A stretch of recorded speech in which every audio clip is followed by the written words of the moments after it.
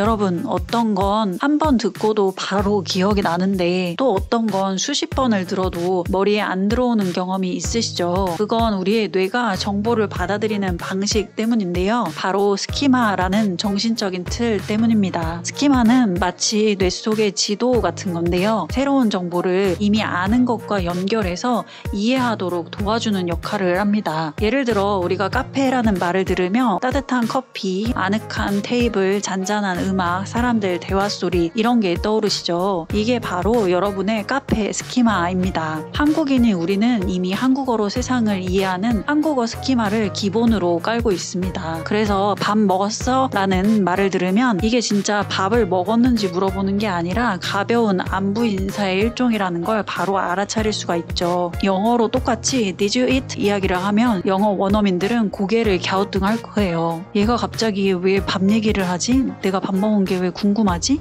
이런 식으로요. 왜냐하면 영어 스키마에서 Did you eat? 이건 안부 인사의 뉘앙스 이런 맥락을 전혀 가지고 있지 않기 때문입니다. 이처럼 한국어 스키마와 영어 스키마가 분리되어 영어 학습이 어려워지는 거죠. 이 두 가지가 겹쳐지기 시작을 해야 그때 영어가 폭발적으로 성장을 할 수가 있습니다.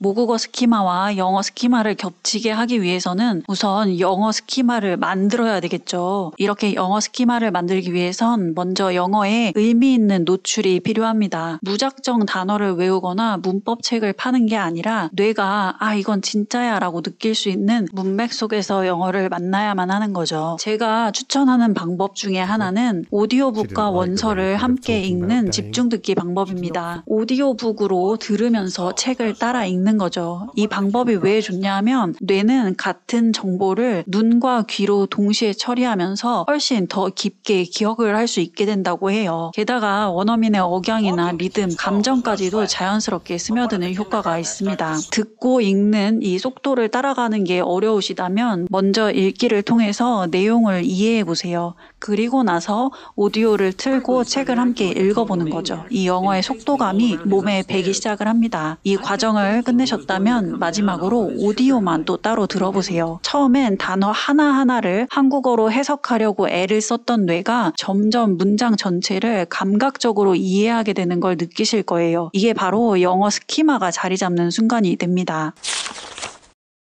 영어 잘하려면 그냥 통째로 외워. 이 말 다들 한 번쯤은 들어보셨죠? 사실 이 방법으로 성공한 분들도 계시죠. 하지만 이 방법이 모두에게 맞는 건 아니라고 생각을 해요. 저도 이 방식으로는 금방 번아웃이 왔었거든요. 이게 일반적으로 우리 뇌는 똑같은 자극을 계속 반복을 하면 점점 둔감해진다고 해요. 처음엔 외운 것 같아도 며칠 지나면 흐릿해지고 실제로 사용해야 할 때 바로 꺼내 쓰지 못하는 어려움도 있게 되는 거죠. 그렇다고 반복이 중요하지 않은 건 아니에요. 언어 학습의 대가인 스티브 카프만이라는 사람은 반복이 굉장히 중요하다라는 이야기를 했습니다. 하지만 그가 말한 반복은 무조건 통으로 외우라는 뜻이 아니고요. 동일한 컨텐츠를 가지고 여러 차례 공부를 하다 보면 처음엔 그냥 넘겼던 시제나 말투, 뉘앙스의 차이가 느껴지기 시작한다는 거죠. Notice it in a different way. So give yourself a chance to notice things when you go back for that additional pass through the same material. So you're maintaining that repetition and novelty, but when you're in your repetition activity, allow yourself to notice certain things. You don't have to notice everything. You can lose focus, but there will be times when you notice certain things in there that will help you in your gradual acquisition of the language. 외운다기보다 점점 더 스스로 인식하게 된다는 거예요. 이걸 꾸준히 해주시면 우리 뇌는 단순히 암기된 정보를 꺼내는 게 아니라 문맥과 상황, 말투를 연결하면서 언어를 위한 회로를 확장한다고 합니다. 그래서 여러분들 마음에 드는 원서나 팟캐스트 혹은 미드나 영화, 유튜브 영상이 있으시다면 반복해서 보시는 것 완전 추천합니다. 대신에 그걸 통으로 못 외웠다고 좌절하거나 속상해하지 마시고 1회차 때는 미처 몰랐던 어떤 부분을 2회차 때는 발견한다. 이러한 마음가짐으로 반복을 해주시면 좋을 것 같습니다.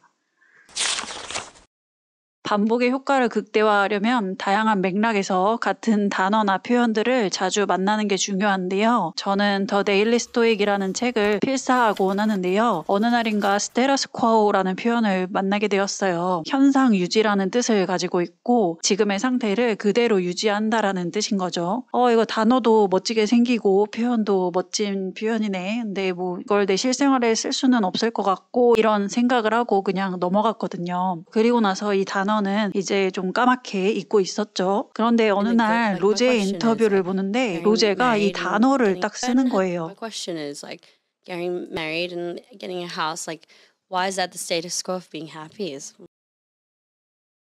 My question is like getting married and getting a house. Like, why is that the status quo? The status quo of being happy? 결혼하고 집을 갖는 게 왜 행복의 스테러스 쿼오일까라고 이런 말을 하는 순간 이 단어가 제 머릿속에서 다시 번쩍하고 떠오르더라고요. 이거 내가 더 데일리 스토리 이 책에서 봤던 그 단어인데 하면서 너무 반갑고 머리에 완전히 들어와 버리는 느낌이었습니다. 책에서 잠깐 본 단어가 다른 곳에서 실제로 쓰이는 걸 보니까 머리에 각인이 되는 거죠. 이후로 스테러스 쿼오라는 단어를 저는 잊을 수가 없어요. 이게 바로 다양한 인풋에서 반복적으로 단어를 만난 효과라고 말씀드리고 싶어요. 원서, 인터뷰, 드라마, 미드, 노래, 영화 무엇이든 좋습니다. 여러분 자신을 영어라는 세계에 충분히 내던져 보시고 시간을 두고 한번 기다려 보세요. 여기저기 떨어져 있던 구슬들이 어떤 실에 의해서 꿰어지는 경험을 분명히 하실 수 있으실 거예요. 이러나 저러나 백날 해봐라. 한국에 살아서는 영어 절대 못한다 라고 하시는 분들이 종종 계시더라고요. 해외에 사는 게 영어 학습에 유리한 건 맞지만 환경만이 전부는 아닙니다. 해외에 거주하시면서도 영어로 소통에 어려움을 겪는 많은 분들이 저에게 자주 질문해 주시는 걸 보면 결국 중요한 건 꾸준한 접근과 실천이거든요. 한국은 영어권이 아니에요. 일상에서 영어로 말할 기회는 사실상 거의 없죠. 하지만 지금 어떤 시대인가요? 단군 이래 원하는 건 우리가 모두 만들 수 있는 그런 세상에 살고 있습니다. 영어 환경도 만들 수 있습니다. 먼저 여러분의 영어 스피킹을 녹음해 보세요. 예를 들어 오늘 아침 뭐 먹었어를 영어로 말해보고 녹음한 뒤 들어보세요. 처음에 어색하고 이게 엄청 부끄럽거든요. 근데 이 어색함과 부끄러움이 성장의 시작입니다. 녹음한 걸 다시 들어보면 이건 좀 이상했네 하고 스스로 고치는 능력이 우리 안에 있습니다. 이걸 꼭 이용을 해보세요. 그리고 나서 챗GPT와 같은 AI 도구를 활용을 하시는 거예요. 이걸 활용을 하실 때 꼭 나는 영어를 공부하고 있는데 영어 말하기를 연습을 하고 싶거든. 그래서 너랑 오늘 아침 식사에 대해서 이야기를 하고 내가 영어로 말하면 네가 이걸 들어보고 문법적으로 오류가 있거나 어색한 부분이 있으면 네가 수정을 해줘. 라고 꼭 알겠어. 설정을 먼저 오늘 하시고 아침 식사에 이야기를 대해 하는 거예요. 이야기해보자. 네가 영어로 말하면 내가 들어보고 문법적으로나 표현상 어색한 부분이 있으면 수정해줄게. 그럼 시작해볼까? 오늘 아침에 뭐 먹었어? I have a cup of coffee and an boiled egg. It's raining day and I don't know why I was so starving. So I wanted to have a heavy breakfast, but it ended up having an boiled egg and coffee. So I'm still starving and hungry. I have a cup of coffee and an boiled egg. 에서 an boiled egg는 a boiled egg로 수정하는 게 자연스러워. an은 모음 소리로 시작하는 단어 앞에서 사용해. 이 it's raining day는 it's a rainy day로 표현하는 것이 좋아. 이런 식으로 챗 GPT의 피드백을 받는 거죠.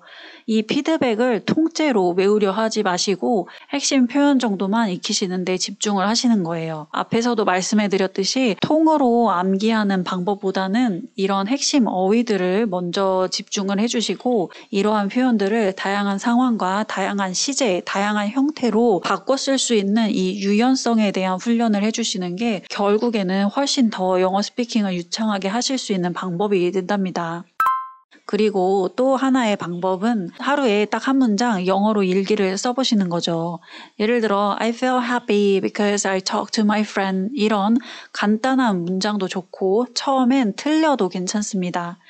이 문장을 챗GPT나 그래머리 이런 AI 툴을 이용해서 교정받는 작업까지 하시는 것도 좋지만 어쨌든 일단 내 언어로 먼저 써보는 것이 중요합니다. 매일 한 문장씩 쓰다 보면 영어 문장 구조나 이런 것들이 몸에 배고 이 표현은 어떻게 영어로 이야기하는 걸까 스스로 생각하면서 찾아보시는 동기부여도 확실히 되시거든요. 제가 네이버 카페에 영어 키위세에 하루 한 줄 영어 일기 게시판을 열어둘게요. 한 달 동안 열어둘 예정인데요. 매일 한 문장씩 영어 일기 써보고 싶으신 분들은 이 게시판 한번 이용해 보시고 서로 댓글로 이 영어에 대한 피드백을 주고받는 것도 좋을 것 같아요. 다른 사람의 문장을 교정해 주는 것도 여러분에게 엄청난 학습이 된답니다. 오늘은 영어 스키마에 대한 이야기를 해보았고 이를 위해서 의미 있는 영어 노출을 지속해서 해주시고 또 깊이 있는 반복 그리고 내가 설정하는 영어 환경 이 과정을 통하시면 여러분은 단순히 배운 영어를 쓰시는 게 아니라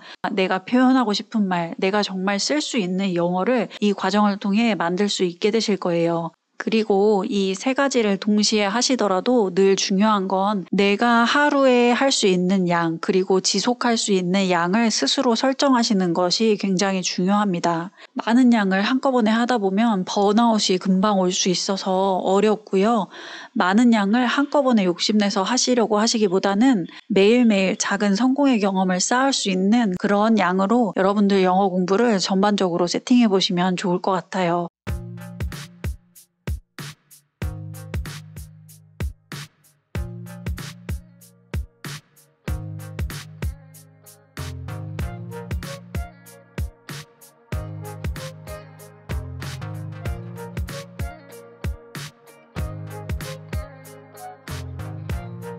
오늘도 저와 함께 끝까지 영어 공부해주셔서 감사드리고요. 오늘 내용이 도움될 것 같은 지인들에게 이 영상을 공유해주세요. 지금까지 영어 키위세였습니다.